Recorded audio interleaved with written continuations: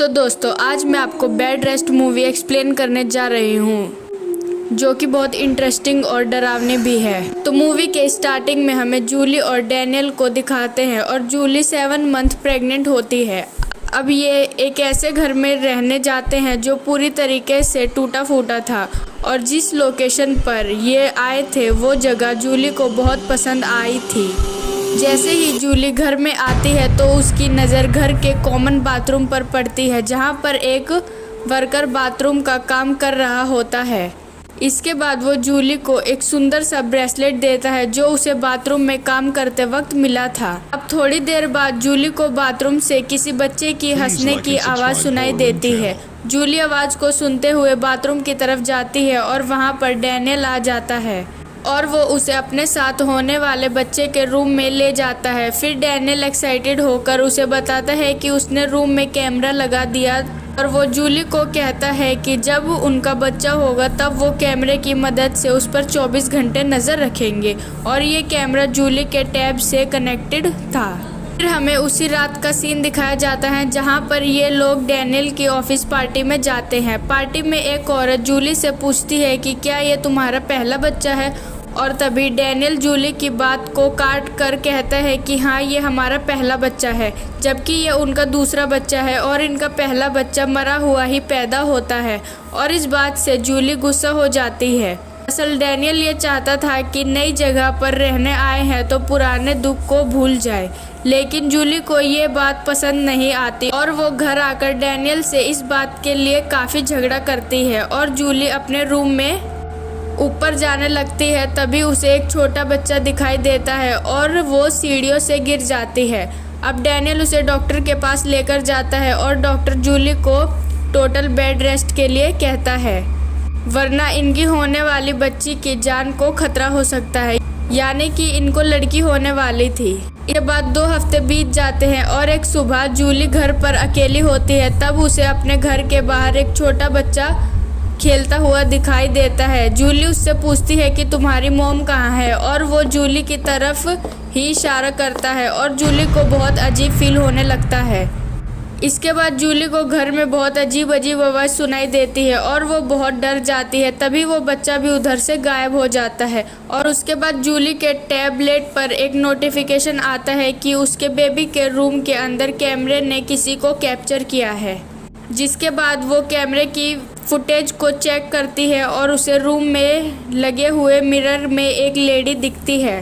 वो बहुत डर जाती है और पुलिस को कॉल करती है और पुलिस कहते हैं कि वो जल्द से जल्द आ रहे हैं, वो अपने बेडरूम को लॉक करके अंदर ही रहे। इसके बाद उसके बेडरूम के डोर को कोई ज़ोर ज़ोर से नॉक कर रहा था और इसके बाद जूली नोटिस करती है कि विंडो पर किसी के पैर के निशान बनने लगते हैं कि उसकी तरफ ही आ रहे थे। इतने में पुलिस वहां पर आ जाती है और फिर पैरों के निशान भी गायब हो जाते हैं और अब उधर डैनियल भी आ जाता है और पुलिस को उधर कोई नहीं मिलता। फिर डैनियल डॉक्टर से बात करके जूली की हेल्प के लिए एक नर्स को बुलाती है क्योंकि उसे लग रहा था कि प्रेगनेंसी की वजह से जूली को ये सब फील हो रहा है। और फिर हमें रात का सीन दिखाया जाता है जहाँ पर जूली सो रही होती है और वो छोटा बच्चा फिर से उसे दिखता है और जूली से बोलता है कि उसे बेबी सिस्टर के पैदा होने का इंतज़ार है। सुनकर जूली को ये लगता है कि ये और कोई नहीं जूली का मरा हुआ बेटा है और जब जूली उससे बात करने की कोशिश करती है तब वो गायब हो जाता है। अगले दिन जूली का ख्याल रखने के लिए डेल्मी नाम की एक नर्स आ जाती है और अब एक एक करके दिन बीतते जा रहे थे और डेल्मी जूली के साथ 24 घंटे रहने लगी थी, यहाँ तक कि वो जूली के साथ बाथरूम में भी जाती थी। और एक दिन नहाते वक्त जूली इरिटेट होकर डेल्मी को उधर से जाने के लिए कहती है और तभी वो बच्चा उधर फिर से आ जाता है और फिर जूली के पेट में बहुत तेज़ दर्द होने लगता है और फिर डेल्मी डॉक्टर को बुलाती है और डॉक्टर कहता है कि जूली के होने वाली बच्ची बिल्कुल सेफ है। और डॉक्टर जूली को ये भी समझाते हैं कि वो जिसे छोटे बच्चे को देखती है वो सिर्फ उसका भ्रम है क्योंकि उसने कुछ साल पहले अपने बच्चे को खोया था। अब डॉक्टर की बात सुनकर जूली को भी ये लगता है कि ये सब कुछ उसका भ्रम है। और इसके बाद वो इस चीज़ की दवाई भी लेती है और इस चीज़ से उसको आराम भी मिलता है। और फिर एक रात जूली जब अपने बेडरूम में अकेली होती है तब वापस से उसे अपने बेड के नीचे वो बच्चा दिखाई देता है और वो समझ जाती है कि सच में उसके बेडरूम में वो बच्चा है।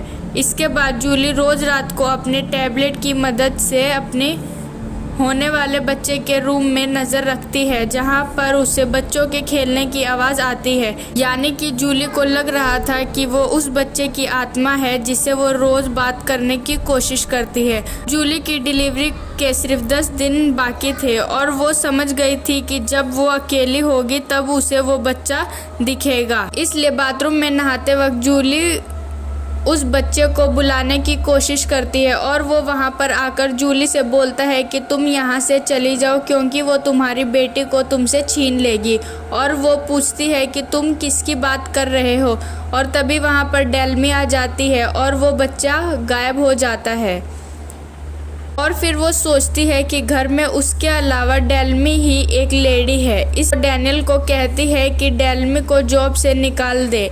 डैनियल उससे वजह पूछता है और जूली उसे सारी सच्चाई बता देती है। डैनियल को ये सब सुनकर बहुत गुस्सा आता है और वो उस रूम में जाकर कैमरा बंद कर देता है।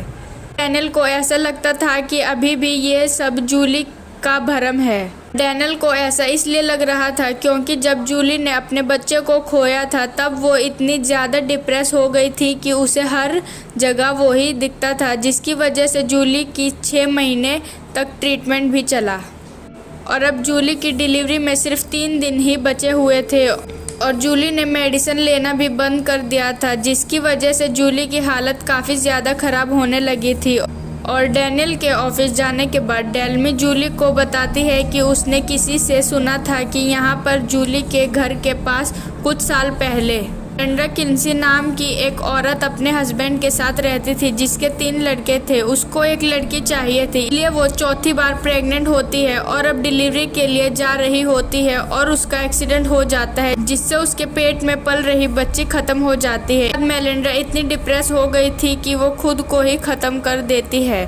नोटिस करती है कि उसने जो ब्रेसलेट पहना हुआ है उन पर भी MK लिखा होता है, यानी कि मेलिंडा किन्सी। जब वो अपने घर के पेपर्स चेक करती है तो पिछले ओनर का नाम भी मेलिंडा किन्सी होता है। इसके बाद वो पूरी तरह से श्योर होने के बाद न्यूज़पेपर वालों को कॉल करती है और वो मेलिंडा किन्सी केस के बारे में पूछती है। कहते हैं कि हम कुछ दिनों में सारी इन्फॉर्मेशन मेल कर देंगे। इसके बाद 2 दिन बाद का सीन दिखाया जाता है, यानी कि अगले दिन जूली की डिलीवरी होने वाली थी। लेकिन रात में जब जूली अकेली होती है और उसे अजीब सी आवाज़ सुनाई देती है जिसका पीछा करने के लिए जूली अपने मोबाइल फ़ोन को क्लियर के साथ ही अटैच करके बेबी रूम में भेजती है। यहाँ पर जूली को उस लड़के के साथ 2 और बच्चे नज़र आते हैं। फिर इसके बाद 2 हाथ जूली के पेट को खरोचते हैं और वो तुरंत ही डेल्मी को मदद के लिए बुलाती है। और डेल्मी को लगता है कि जूली को अर्ली लेबर पेन हो रहा होगा, इसलिए वो डैनियल को बुलाने जाती है। इसके बाद जूली को न्यूज़ वालों का मेल रिसीव होता है जिसे देखकर जूली के होश उड़ जाते हैं। और दोस्तों, अब यहाँ पर खुलते हैं इस मूवी के राज। जूली अब तक जिस बच्चे को अपना बेटा समझ रही थी, असल में वो मेलिंडा किन्सी का सबसे छोटा बेटा था। और वो औरत मेलिंडा किन्सी एक्सीडेंट के बाद डिप्रेस होने की वजह से पहले अपने 3 लड़कों को मार दिया था और फिर उसने उसी बाथरूम में खुद को ख़त्म कर लिया था।